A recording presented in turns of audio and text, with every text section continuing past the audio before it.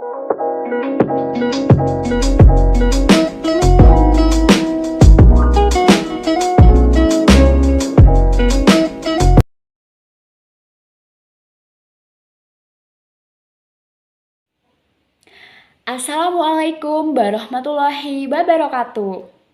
Selamat pagi anak-anak semua. Pagi Bu. Gimana kabar kalian hari ini? Alhamdulillah baik. Sudah pada sarapan?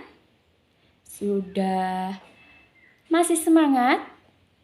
Alhamdulillahirabbil alamin. Nah, anak-anak, sebelum memulai kegiatan pembelajaran, mari kita berdoa bersama-sama terlebih dahulu. Berdoa dalam hati dimulai. Selesai. Alhamdulillahirabbil alamin. Semoga dengan doa yang kita sampaikan ini tadi, kita diberikan kelancaran dan kemudahan untuk memahami materi pembelajaran hari ini. Anak-anak, Ibu absensi terlebih dahulu ya. Apakah hari ini ada yang tidak masuk? Iya, Cynthia kemana Putra? Oh, flu. Yang katanya kemarin Bu, saya flu terus pakai masker itu ya? Oh, sekarang demam. Oke, kita doakan anak-anak semua semoga Cynthia minggu depan bisa sudah mengikuti kegiatan pembelajaran, sudah sembuh, sudah fit. Kemudian untuk semuanya, Ibu minta tolong tetap jaga kesehatan meskipun sepertinya pandemi sudah mengusai, tapi sepertinya orang yang flu, demam dan sebagainya sedang marak-maraknya. Tetap jaga kesehatan. Siap? Oke. Kita flashback dulu dong. Seperti biasa, kira-kira minggu kemarin kita belajar tentang syukur nikmat.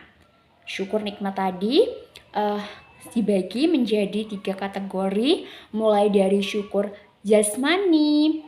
Nikmat jasmani ya, maksudnya nikmat jasmani, nikmat rohani, dan juga nikmat rezeki. Kira-kira ada yang sudah paham belum? Kira-kira maksud dari kita syukur nikmat itu bagaimana? Iya Bunga? Syukur nikmat, ya benar sekali yang dijawab oleh Bunga. Jawabannya bahwa syukur nikmat itu adalah ucapan terima kasih atas rezeki yang diberikan oleh Allah kepada kita. Mulai dari jasmani, rohani, dan juga rezeki. Bagaimana cara kita untuk mensyukurinya? Cara mensyukurinya adalah dengan kita melakukan ibadah kepada Allah Subhanahu wa Ta'ala, melaksanakan perintahnya dan menjauhi larangannya. Kemudian kita harus sedekah, kita juga harus melakukan zakat dan berbagi dengan orang lain yang lebih membutuhkan. Ya benar sekali Putra, menjaga kesehatan untuk jasmani, kemudian makan makanan yang bergizi juga untuk jasmani.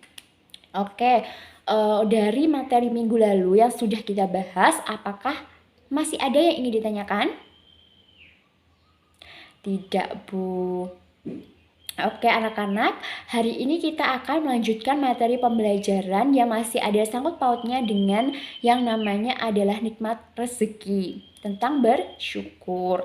Nah, sebelum kita membahas lebih lanjut tentang inti pembelajaran yang akan kita pelajari hari ini, terlebih dahulu Ibu akan menyampaikan tujuan pembelajaran yang akan kita capai pada kesempatan kali ini.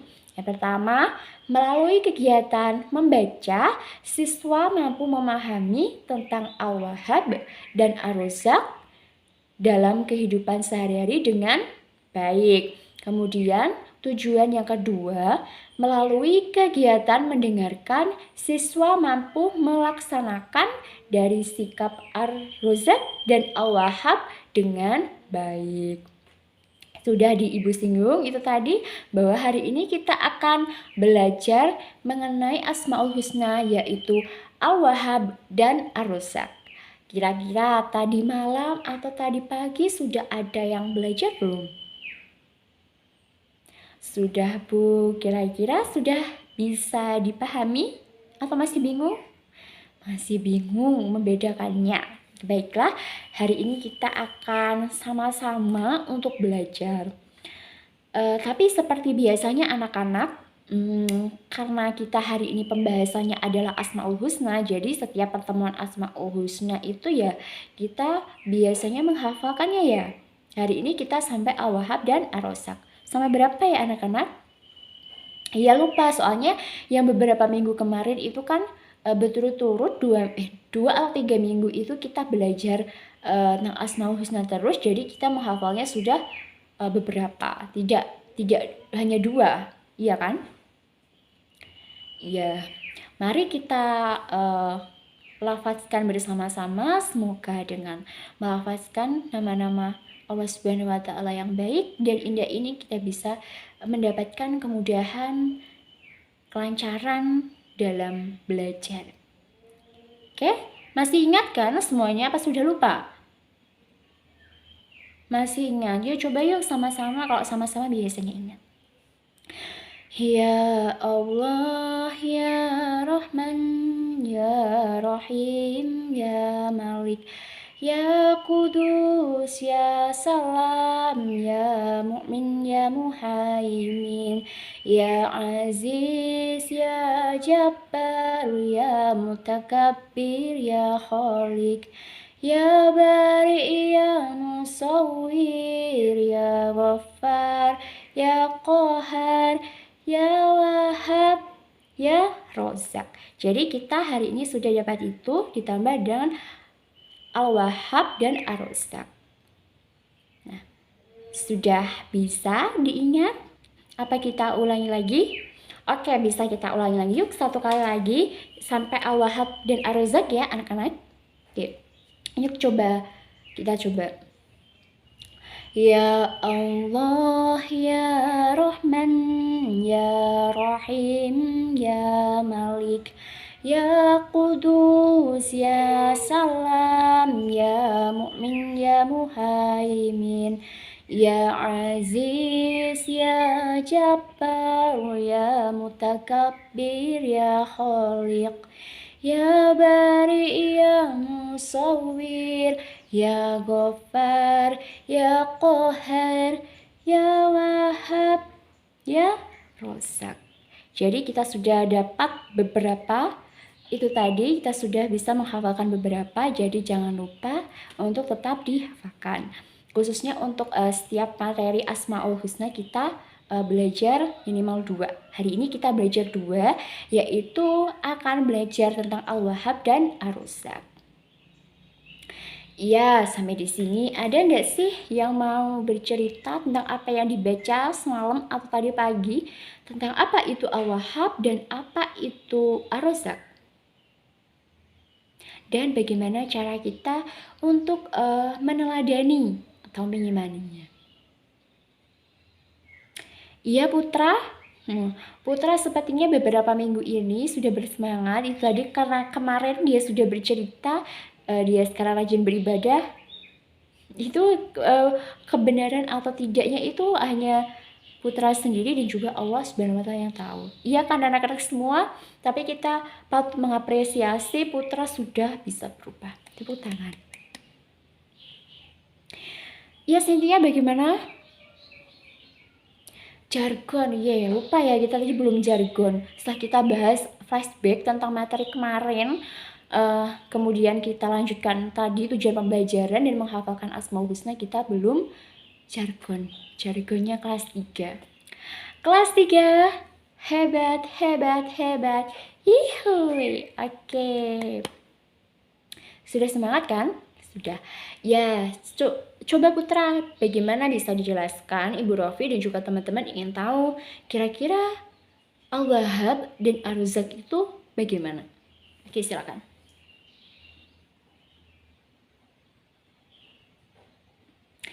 Ya, benar sekali. Sepertinya Putra memang sudah belajar. Seperti yang disampaikan Putra anak-anak, langsung saja kita ke inti pembelajaran. Seperti yang dikatakan Putra bahwa Al-Wahhab itu artinya adalah Allah Maha Memberi Karunia. Kemudian Ar-Razzaq artinya adalah Allah Maha Memberikan rezeki. Kemudian katanya Putra masih bingung perbedaannya bagaimana, tapi alhamdulillah Putra sudah bisa menjelaskan. Anak-anak yang lainnya sudah pada belajar kan? Rio, Al-Wahhab tadi apa artinya? Kalau Ar-Razzaq? Kebalik. Kalau Al-Wahhab itu artinya Allah Maha Pemberi Karunia. Kemudian kalau Ar-Razzaq itu Allah Maha Pemberi rezeki. Oke. Coba Ibu jelaskan terlebih dahulu ya anak-anak.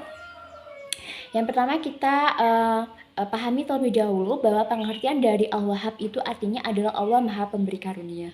Maksudnya bagaimana Bu? Maksudnya seperti ini. Dalam kehidupan sehari-hari, khususnya kita hidup di muka bumi, pasti dong kalau kita bernafas, kalau di tempat yang sempit itu kan pasti kita tidak susah untuk bernafas. Kenapa? Karena di situ tidak ada kandungan oksigen yang memadai. Kaitannya bagaimana sih Bu gitu?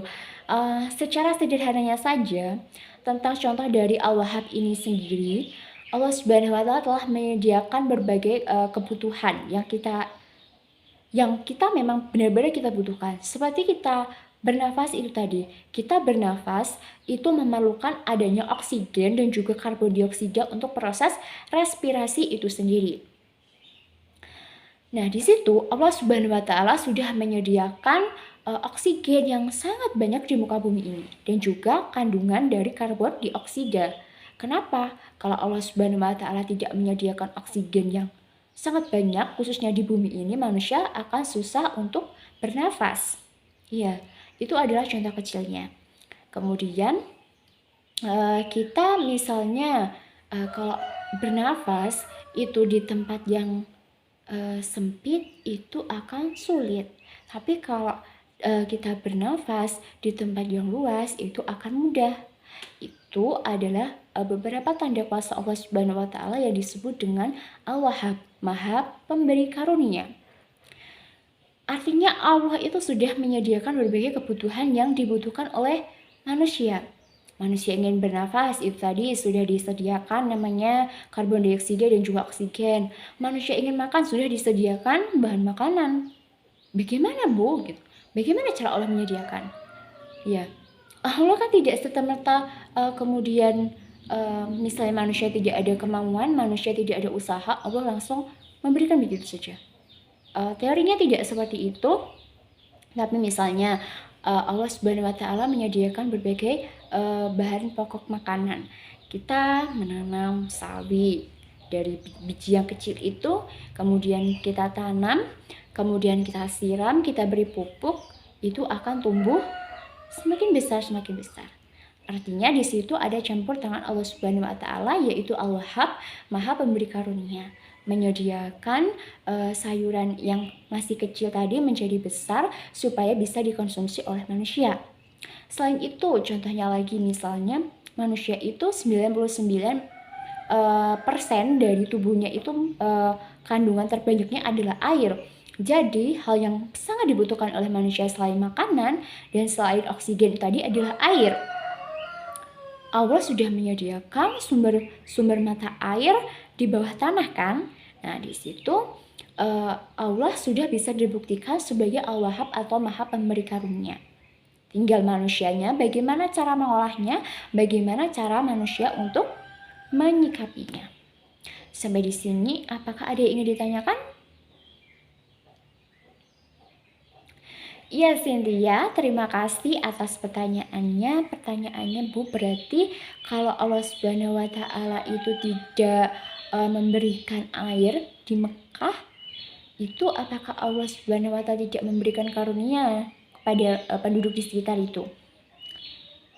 Perlu kita garis bawahi bahwa Mekah itu adalah sebuah negara yang jaminannya sangatlah Masya Allah di mata Allah. Dan di situ ada kota para nabi terutama. Dan yaitu wallahu alam, meskipun pada masa itu ya kita flashback kembali ke kehidupan para nabi, di situ proses berjuangnya, proses berhijrah, proses menyebarkan ajaran agama Islam itu kan kayak musafir seperti itu ya, berjalan sangat panjang, tapi di padang pasir yang sangat tandus, sangat kering itu jarang air, tapi mereka bisa mencukupi air tersebut. Wallahu alam. Bagaimana kok bisa?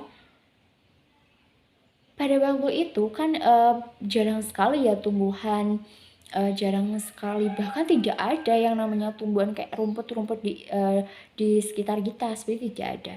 Tapi dengan karunia Allah, pada saat itu Nabi bisa mencukupi kebutuhan airnya. Meskipun mungkin ada hanya ada satu sumber mata air yang bisa digunakan pada saat itu, jaraknya jauh, tapi mereka bisa mencukupi air tersebut. Jadi di situ dibuktikan bahwa Allah Subhanahu wa taala memberikan karunia yang luar biasa. Coba anak-anak kita bayangkan, kalau semisal pada zaman ini kita yang hidup di padang pasir itu, apakah kita bisa hidup? Bisa. Kenapa? Bedanya kalau dulu pada zaman Nabi itu kan belum secanggih ini ya teknologi. Tapi kalau sekarang sudah ada zamannya kemajuan teknologi, perkembangan zaman, kita juga sudah dipermudah lagi oleh Allah. Dari situ membuktikan bahwa Allah juga memberikan karunia.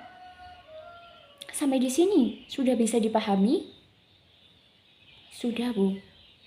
Oke, terima kasih. Waduh, kalau baru bicara tentang Allah Maha Pemberi Karunia, kemudian Allah Maha Pemberi Rezeki, itu kalau dinalar memang anak-anak, kalau dinalar itu kita tidak sampai, karena memang bukan konteks kita untuk memikirkannya. Benar begitu kan? Benar. Nah, anak-anak, itu ada beberapa cara yang bisa kita lakukan supaya apa yang diberikan, karunia yang diberikan oleh Allah Subhanahu wa taala itu benar-benar bisa bermanfaat bagi kita. Kalau kita tidak mensyukurinya, kaitannya dengan materi syukur kemarin, Allah juga tidak akan segan-segan untuk mencabut karunia tersebut. Benar kan? Misalnya, ketika banyak sekali orang-orang yang tadi kehidupannya sehat, kemudian dia berfoya-foya, kemudian dia sombong dan lain sebagainya, tapi Allah mencabut karunia-Nya. Apa karunia-Nya? Sekarang misalnya ketika kemudian orang-orang tersebut sakit, kemudian terkena COVID, kan dicabut tuh karunia, dia susah bernafas.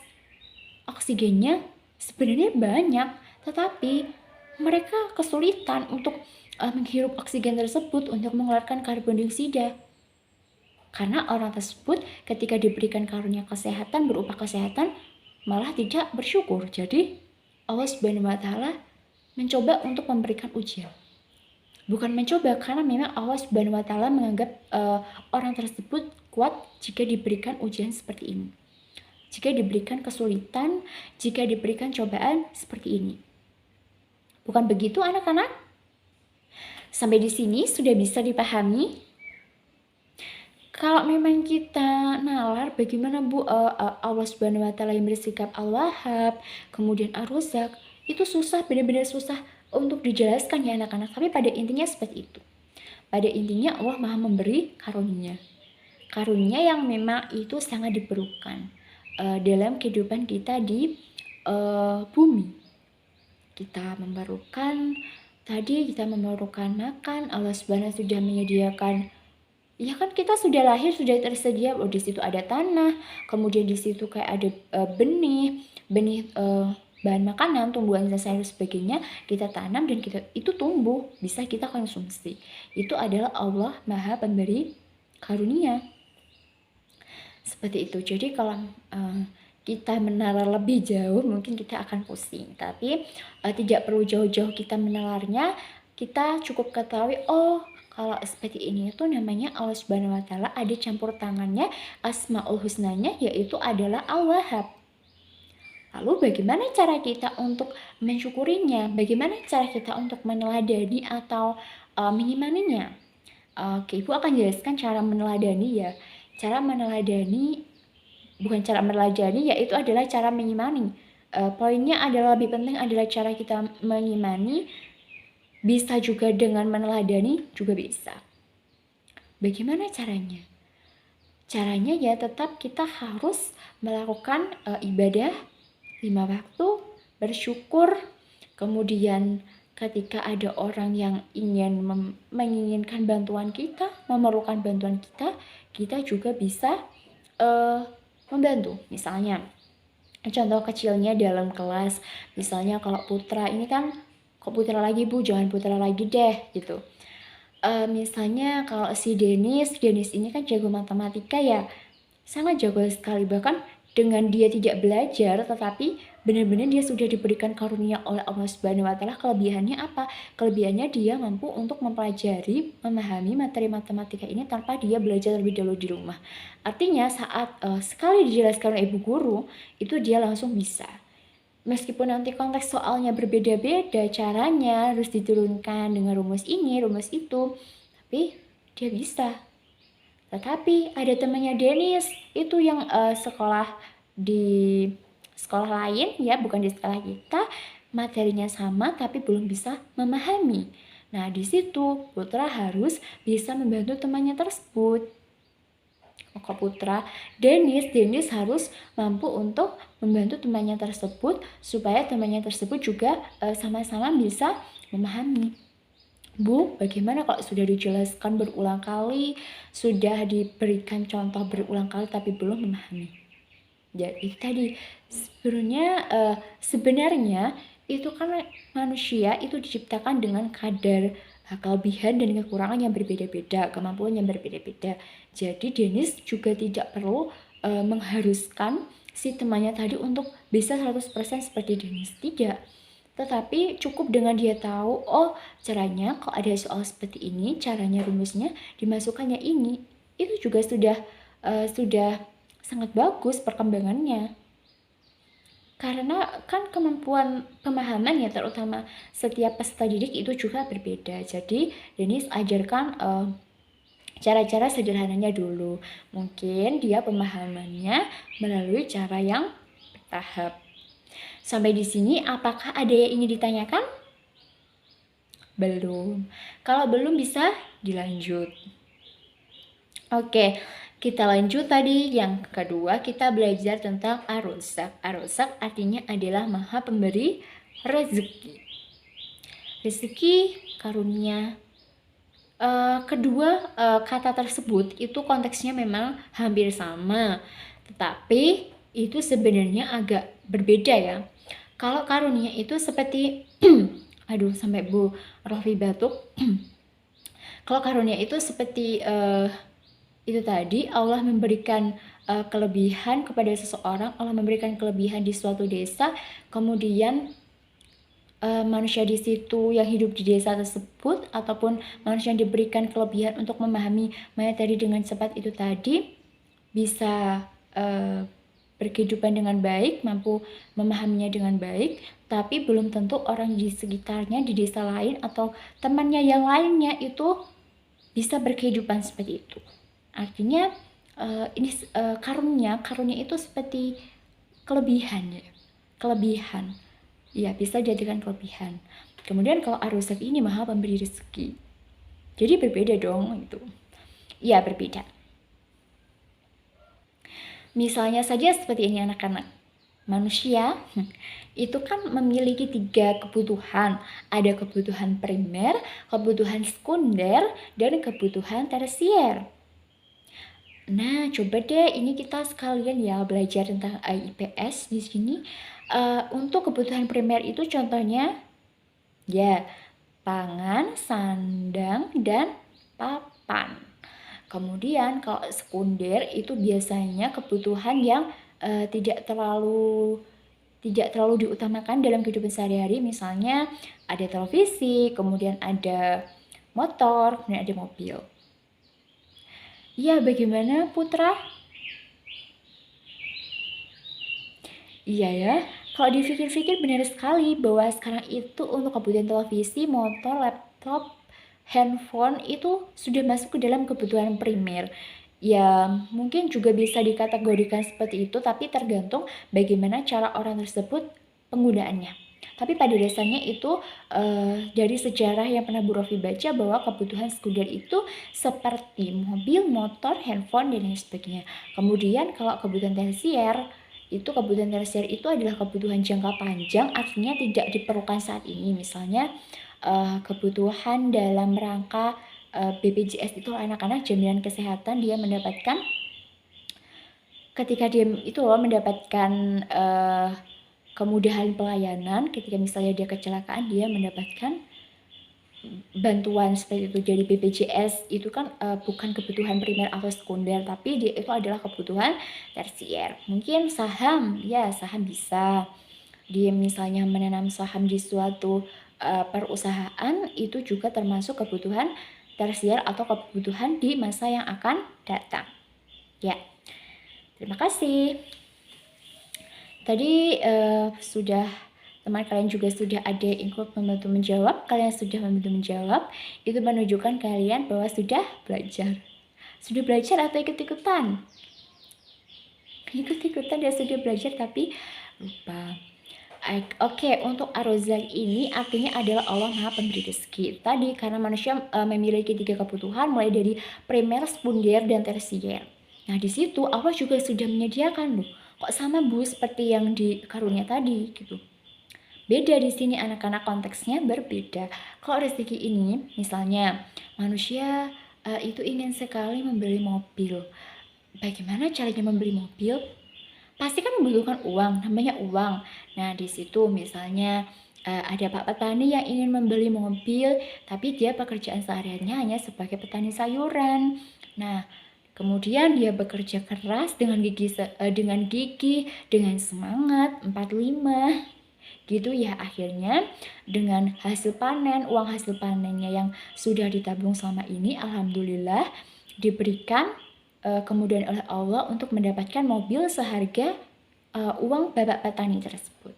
Jadi kan itu tadi, dia menjual sayurannya, dia juga bisa menjual ternaknya, itu dia mendapatkan rezeki, dia mendapat kemudahan untuk penjualannya dengan nilai yang tinggi. Jadi dia bisa membeli mobil seperti itu. Jadi anak-anak, Allah Subhanahu wa Ta'ala itu sudah menyediakan rezeki. Artinya ketika manusia menginginkan sesuatu hal, pasti Allah memberikan jalan supaya manusia itu bisa mencukupi kebutuhannya, yaitu dengan memberikan rezeki. Rezekinya bisa dikaitkan, kalau di sini bisa rezeki jasmani, rohani, dan juga rezeki harta benda. Kalau hanya saja memiliki rezeki harta benda, itu kalau rezeki yang dari nikmat jasmani dan rohani tidak tercukupi, saya rasa tidak bisa untuk membeli mobil.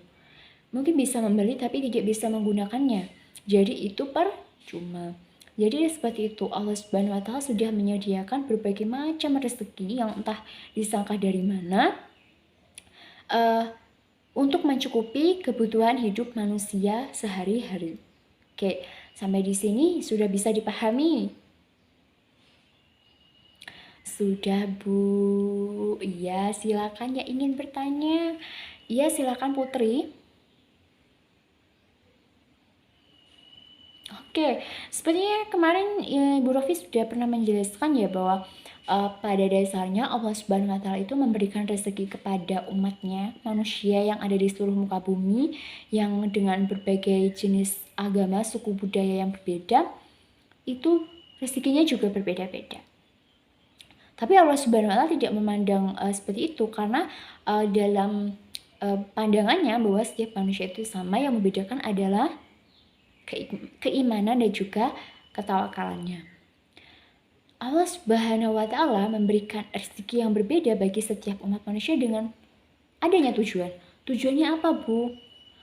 Waduh, sekarang tujuannya adalah untuk sebagai pandangan bahwa tingkat sosial, tingkatannya itu cenderung sangat tinggi. Perbedaannya cenderung sangat tinggi, bukan itu. Tujuannya Allah Subhanahu wa Ta'ala memberikan rezeki yang berbeda bagi setiap umatnya, tak lain tak bukan adalah supaya umatnya tersebut bisa tolong menolong, supaya rezeki yang diberikan tersebut bisa berguna untuk orang lain. Jadi kalau berbicara tentang rezeki itu, kita harus memandang tentang kesulitan dulu, kesulitan yang kita alami. Kemudian Allah memberikan rezeki yang begitu luar biasa, meskipun tidak banyak, meskipun tidak sedikit, tetapi dia itu berada di tengah-tengah. atau yang sedang-sedang saja, tapi itu kan sudah namanya rezeki yang wajib kita syukuri. Allah Maha Pemberi rezeki, Allah Ar-Razzaq, yaitu ketika manusia memerlukan semua kebutuhan hidupnya, kan sudah diberikan, sudah disediakan oleh Allah Subhanahu wa Ta'ala. Tidak mungkin dong ketika manusia hanya bekerja saja, tidak berdoa, Allah Subhanahu wa Ta'ala langsung mengabulkannya. Ya memang ada yang seperti itu, tapi di situ konteksnya Allah Subhanahu wa Ta'ala ingin memberikan ujian, bukan ingin memberikan rezeki. Jadi seperti itu. Kalau dibayangkan, waduh, Allah Subhanahu wa Ta'ala tidak adil ya. Misalnya aku saja yang belajar dengan giat, dengan rajin, tetapi aku malah tidak mendapatkan peringkat seperti itu. Waduh, bagaimana ya? Berarti Allah Subhanahu wa Ta'ala tidak adil. Jangan pernah beranggapan seperti itu, bahwa pada dasarnya setiap rezeki, setiap karunia yang diberikan Allah Subhanahu wa Ta'ala itu memang berbeda kepada manusia, kepada makhluk hidupnya, dengan tujuan tak lain tak bukan adalah supaya manusia satu dengan manusia lainnya, makhluk hidup satu dengan makhluk hidup lainnya bisa saling memiliki hubungan yang baik, bisa saling tolong-menolong, memiliki relasi yang baik, sehingga akan tercipta kehidupan yang tentram, nyaman. Ya, silakan Denis ingin bertanya tadi. Oke, terima kasih. Pertanyaan yang sangat bagus. Bu, bagaimana? Misalnya ketika orang yang diberikan rezeki itu tidak pernah bersedekah, apakah Allah apakah Allah sebagai Ar-Razzaq itu marah? Sudah diberikan rezeki, tapi dia tidak bekerja seperti itu ya putra? Ya, itu memang sama karena ada keterkaitan antara materi pembelajaran hari ini dengan materi pembelajaran minggu kemarin anak-anak semuanya, bahwa pada dasarnya orang yang tidak bekerja, tidak beribadah, tetapi rezekinya lancar, itu sebenarnya kalau dalam konteks yang ajaran agama Islam, itu bukan namanya rezeki, tetapi itu adalah suatu namanya cobaan, suatu ujian. Ujian kenapa? Karena itu nanti akan lebih sulit hisabnya ketika di akhirat daripada orang yang bekerja berdoa kemudian diberikan rezekinya sedikit demi sedikit. Sampai di sini bisa dipahami? Bagaimana ketika orang tersebut tidak mau berbagi, bagaimana orang tersebut tidak pernah bersyukur, orang tersebut marah-marah terus, ya itu kembali ke dalam konteks manusia itu sendiri tadi. Tapi itu tidak baik, benar-benar tidak baik. Alangkah lebih baiknya kita benar-benar sedikit apapun kita harus bersyukur. Kalau memang rezekinya itu yang diberikan Allah banyak tetapi bukan rezeki yang kita inginkan, tidak usah kita marah-marah, tidak perlu kita untuk tidak berbagi, tapi kita tetap berbagi supaya rezeki yang diberikan itu lebih banyak. Waduh, sampai kering ya tenggorokan. Oke, sampai di sini sudah bisa dipahami? Ada yang ingin ditanyakan? Kalau tidak, silakan coba tuliskan. Kira-kira kalian pernah mendapatkan karunia apa, rezeki apa, terus bagaimana cara meneladaninya? Iya, bagaimana Bunga? Kalau sama seperti yang Bu Rofi jelaskan, ya mungkin itu maknanya sama, tapi contohnya kan setiap dari kalian kan berbeda-beda pengalamannya. Nah, tidak apa-apa. Oke, silakan, waktunya berapa ya? Sedikit saja, tidak usah mencapai 1 paragraf. Nanti bisa kalian kembangkan di depan ketika bercerita. Ya, 10 menit sampai 15 menit ya. Sudah siap? Oke, silakan dikerjakan. Bagaimana? Sudah selesai anak-anak? Sudah, Bu. Oke, siapa yang berani? Untuk kali ini Bu Rofi tunjuk ya, Bu Rofi tunjuk. Ya, silakan untuk Citra. Beri tepuk tangan untuk Citra.